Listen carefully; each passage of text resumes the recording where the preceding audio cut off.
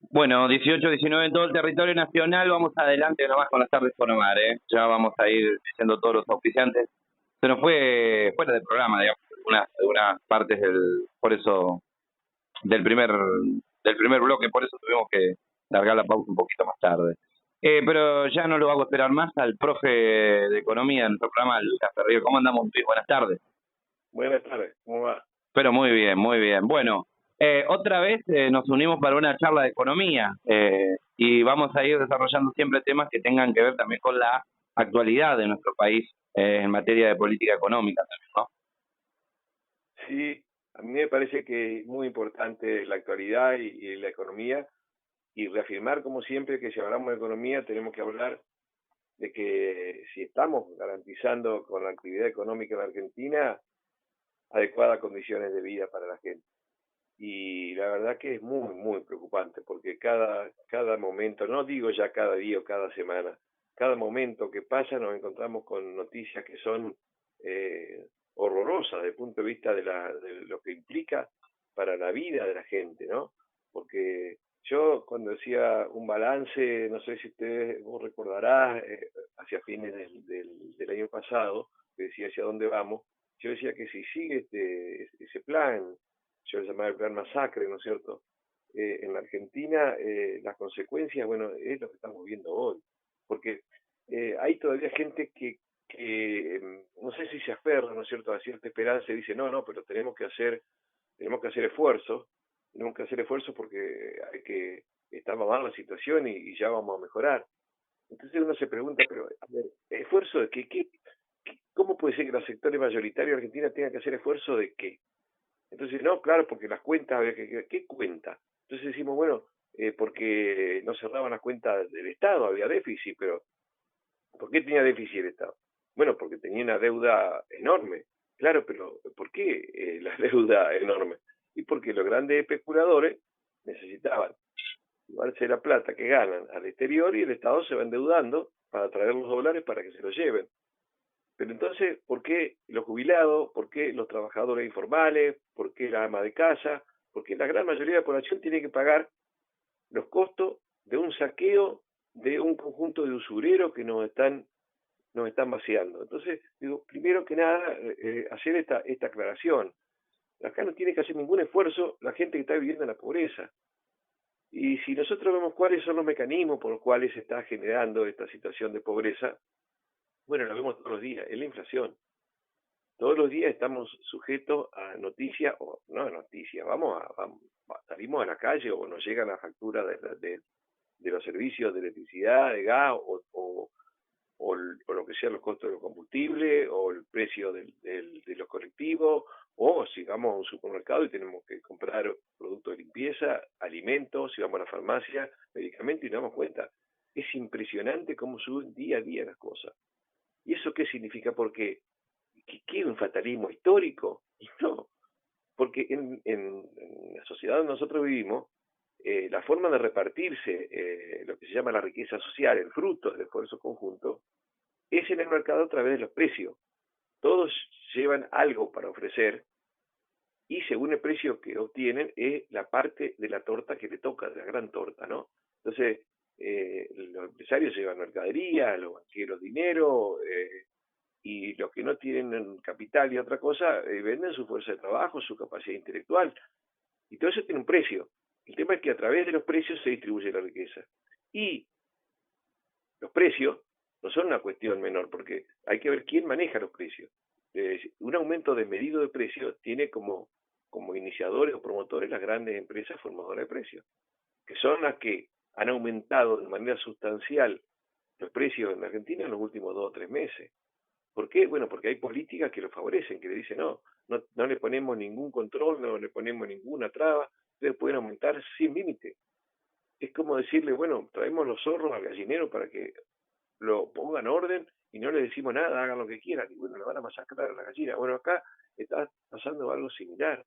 ¿Y por qué? ¿Cuál es el objetivo? Bueno, hay una transferencia de riquezas muy grande desde la gran mayoría de la población que día a día pierde poder adquisitivo y cada vez puede comprar menos, a favor de un puñado muy grande de corporaciones y de los capitales financieros.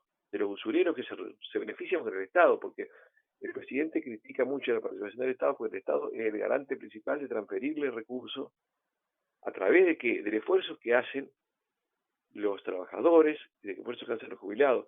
Estaba leyendo que, bueno, un poco la promoción, ¿no?, del gobierno, que dice en enero logró superávit fiscal. ¿Qué significa eso? Que más los ingresos que obtuvo el Estado que los gastos. Claro, pero ¿cómo lo logró? Y achicando el gasto, fundamentalmente, ¿dónde? En las transferencias que le hacían las provincias, por ejemplo, para el pago a los docentes, para el subsidio a los colectivos. Claro, pero al dejar de hacer eso, los docentes cobran menos, los usuarios tienen que pagar más colectivos, y además el rubro que más incidencia tuvo en la disminución del gasto de la nación fue el achicamiento del pago a los jubilados. Dicho en términos más simples, porque es así, le robaron y le siguen robando a los jubilados para transferir recursos a los usureros y las grandes corporaciones. Eso es lo que significa la inflación. No hay nada que explique, que justifique esto, ni nada tampoco que pueda hacernos pensar que esto va a modificarse, porque lo que está como anuncio en los próximos meses es profundizar y hacer más de lo mismo. ¿Y por qué? ¿Por qué va a cambiar las consecuencias si las empresas van a seguir haciendo esto? Si el Estado va a seguir cobrando más porque cobra impuestos sobre el precio de venta de las cosas. Entonces, cuanto más aumentan los precios, más cobra impuestos el Estado. Pero no paga más ni a los jubilados ni a los trabajadores. Entonces, esa diferencia que hace el Estado es para pagar a los usureros una deuda que es imposible de pagar, que nunca la asumimos como pueblo, que la pagamos más de 10 veces y cada vez debemos más. Entonces, yo insisto, porque hay como no sé, una forma de, yo no sé, diría si está narcotizado el cerebro de gran cantidad de gente que quiere creer de una manera irracional en un mensaje que no tiene ningún sustento en la realidad. Acá los únicos que están ganando son los banqueros, los usureros y las grandes corporaciones. Y lamentablemente se está afectando, se está quebrando la estructura social y la pobreza, que yo decía, bueno, el año pasado venía creciendo más del 40, 45, terminamos cerca del 50% y ahora ya estamos cerca del 60%. Y cada día que pasa, con estos aumentos que hay en los medicamentos, que ha caído muchísimo la compra de medicamentos, pierde poder adquisitivo, aumenta el pobre. Pero esto no es solamente para los trabajadores. Los datos que nos están llegando es que ha caído muy fuerte la venta de las empresas pequeñas, de las pymes.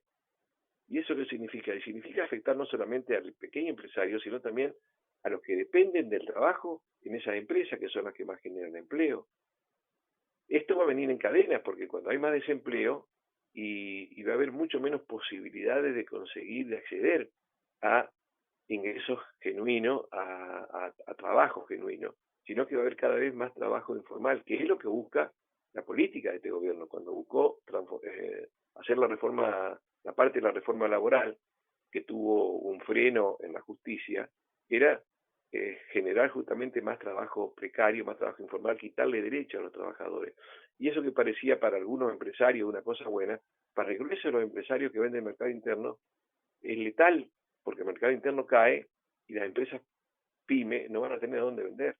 Este es un modelo muy concentrador, pero que apunta a desintegrar la clase media, en todo caso, a profundizar las condiciones de pobreza que hay en la gente. Ha aumentado la pobreza, ha aumentado la indigencia. En una Argentina que estamos produciendo alimentos para mucho más de gente que lo que somos. Entonces, yo creo que es un tema de coyuntura, es un tema económico que merece muchísimo tratamiento y bueno, que sería bueno por ahí también, si ustedes llegan a recibir, en todo caso, consultas, opiniones, como para hacer comentarios de esto, sería muy bueno en el próximo programa.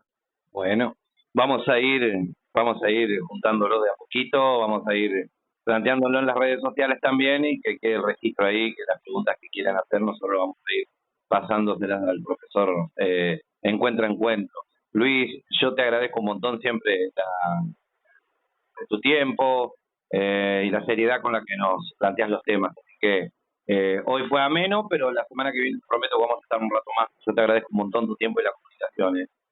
No, por favor, al contrario. Gracias a vos porque todavía me seguí permitiendo, ¿no?, darle un espacio al programa. Todavía no me has puesto bolilla negra, ¿viste? No, por favor. No, ¿cómo va a pensar eso, profesor? Por favor. Muchas gracias, un abrazo grande. Bueno, gracias, un abrazo, tío. Ahí está, Luis Laferrier, el profe de Economía, con nosotros en otra charla económica en las tardes con Omar.